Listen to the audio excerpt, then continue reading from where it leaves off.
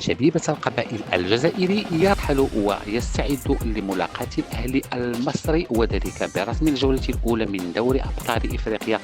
إخواني الكرام، أخواتي الكريمات، أهلا وسهلا ومرحبا بكم معنا من جديد في حصة موجز الكرة لليوم.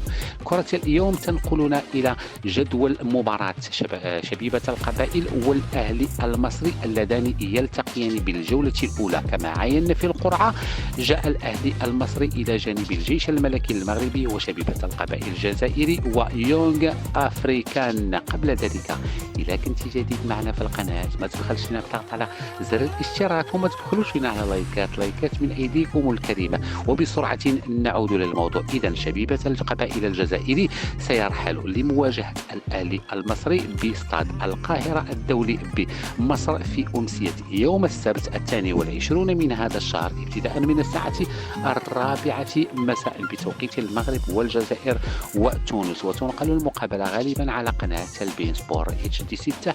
لم يبقى لي إلا أن أشكركم على وفائكم. إلى اللقاء.